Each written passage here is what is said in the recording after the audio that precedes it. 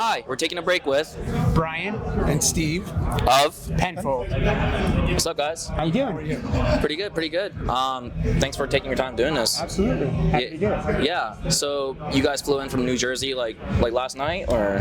Yeah. Yesterday, after we got here yesterday afternoon, Steve and I flew in together from Jersey. The other guys flew in the day before. But yeah, we've been here for the last couple days. Sick, man. Yeah, I think I was trying to remember the first time I ever discovered you guys, and I think it was through Emo Diaries. And as soon as Microchip came on, I thought, oh, this is a pretty cool song. Maybe I should look into their stuff more.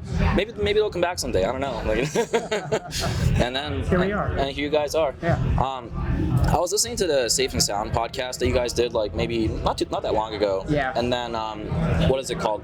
When you guys saw the lineup, there was a question mark in it, but it was you guys weren't necessarily confirmed, right? That's right. Yeah. We actually, a few of us were sending around the picture of the poster and being like, we should go, just because there's so many bands we knew, not thinking we would be asked. So yeah, early on it was like, oh, that would be cool to fly out there to see some of those bands. Yeah.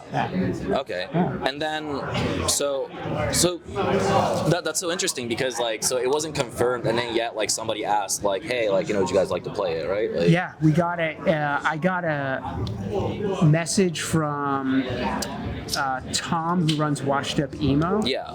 And he was like, would you guys ever do this?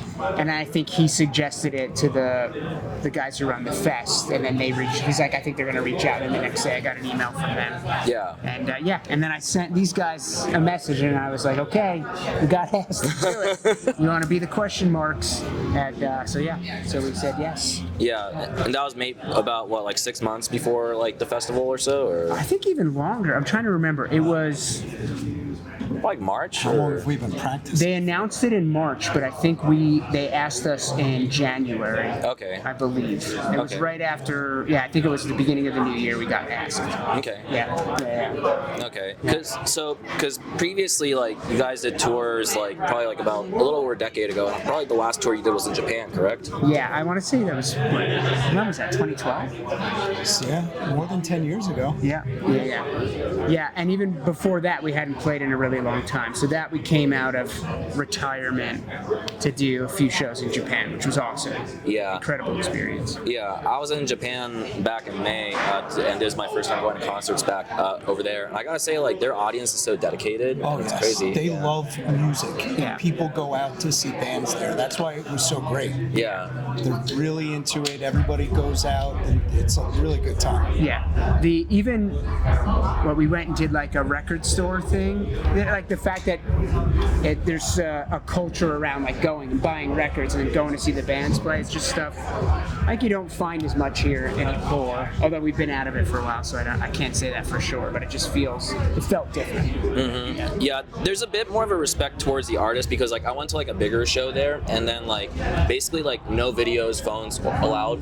So it's completely clear. And whenever there's a certain chorus of a song comes on, everybody's in sync, raising their fist up and stuff. Yeah. It was really incredible to see a sea of people singing along. Yeah. And not knowing we'd never been to Japan before. We had no idea that we even had fans there. So that was super cool. Yeah.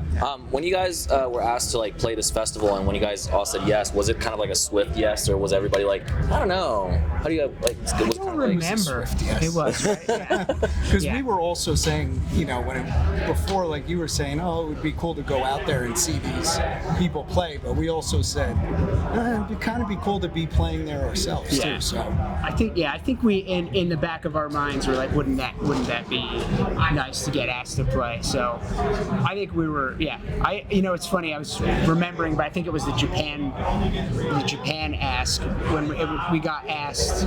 We're like, why don't we practice first and see if we suck or not, and then we can decide. But I think this time we just said yes.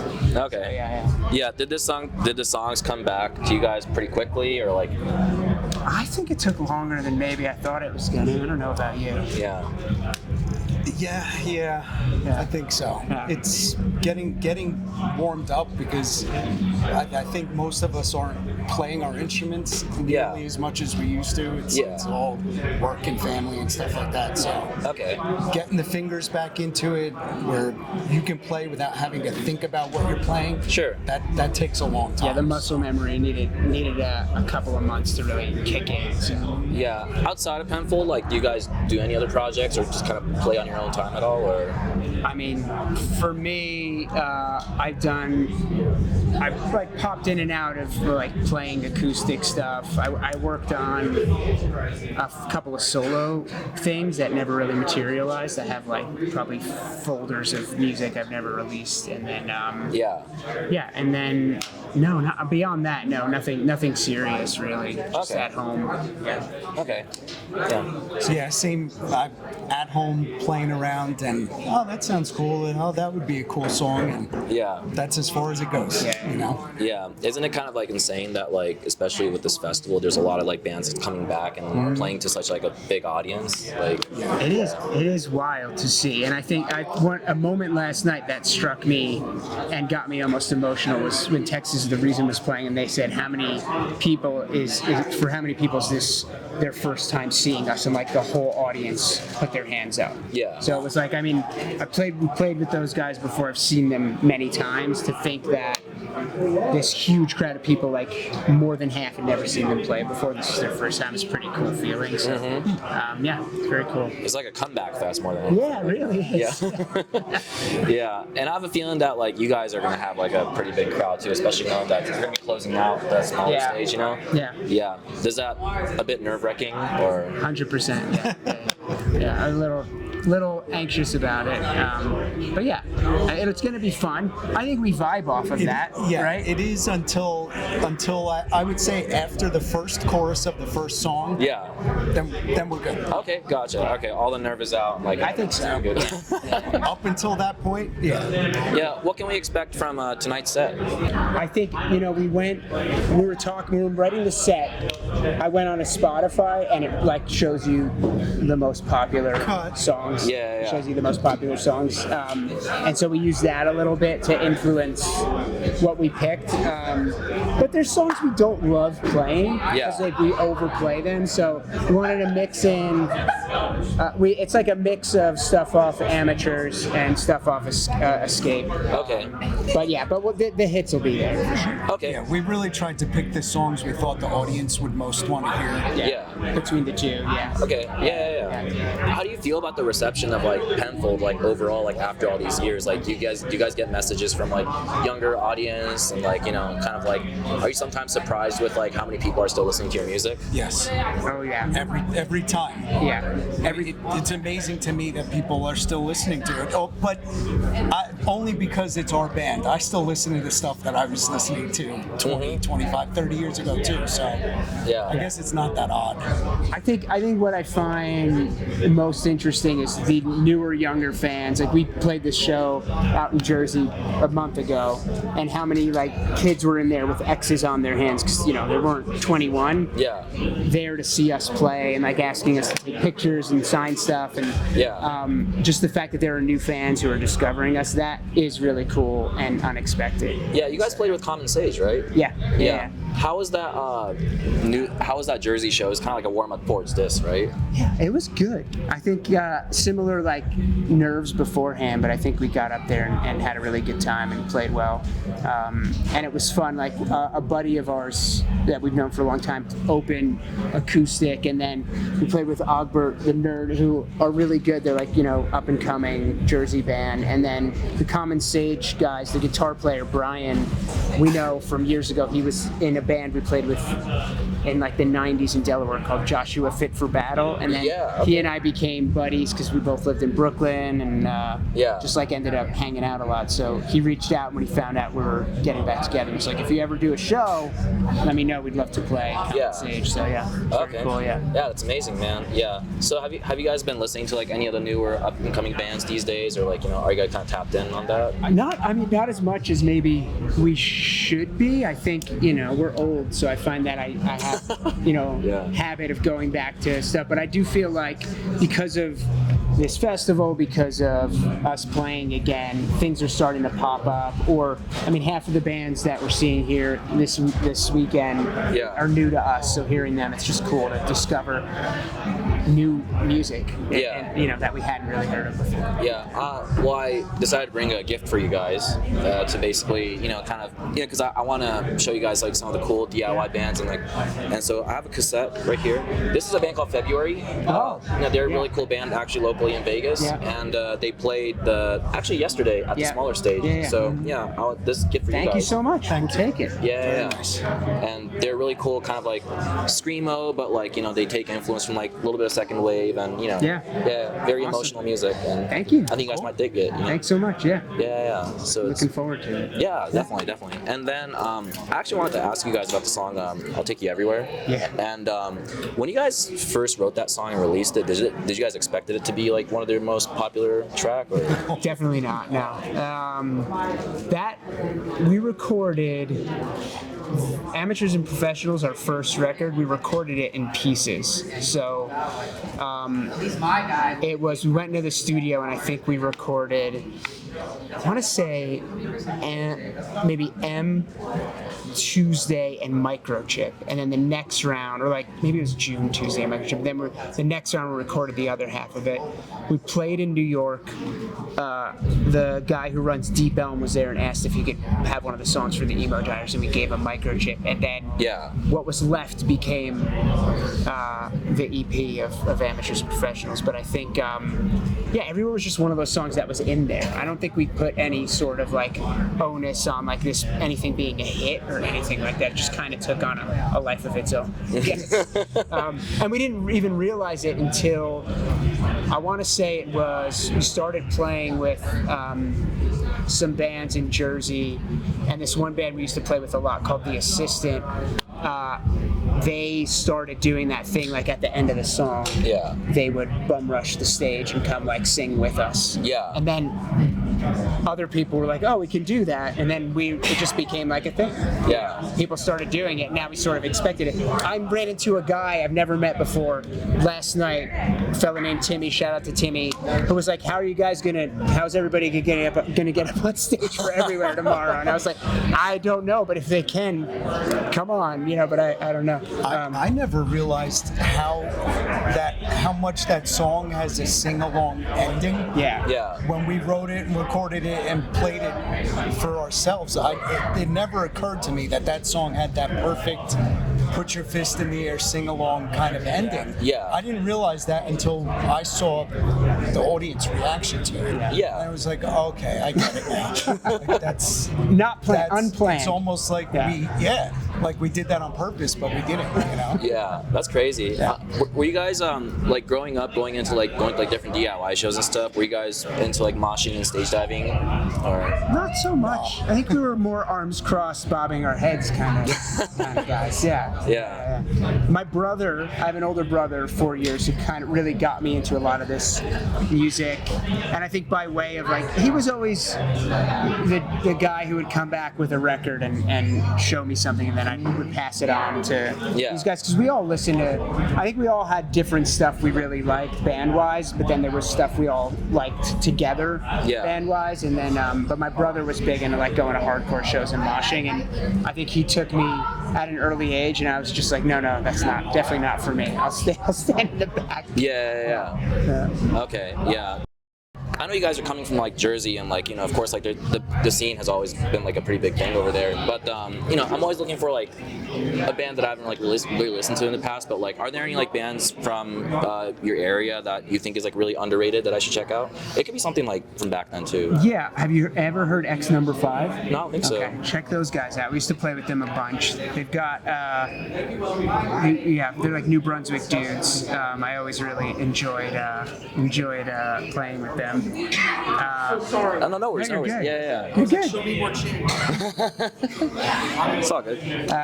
Is as far as bands playing today, Oh, it could be something back then. this Like band, I'm wearing their T-shirt. They're from Philadelphia. Okay. Corinne. I love what those two guys are doing. I think it's really cool. It's kind of like if you really liked 80s music, when I hear it, I'm like, oh, thank goodness somebody's bringing this stuff back. Like, it's great. But it's modern, though. It's not like retro stuff. I think they're really good. I saw them play in Brooklyn. I think they're worth checking out. They're from Philly. Okay. There's another band from that area that I really liked. I don't know if they're playing anymore, called Gates. You ever heard of those guys? I don't think so, no. Gates, check out Gates. I played an acoustic show with them in Brooklyn, and I want to say it was not that long ago, but it was probably like 10 or 12 years ago. So it was a long time ago. But I was blown away by how good they were live. Yeah, very much like more in the vein of Hum, like a little heavier guitars, a little more spacey, but really good.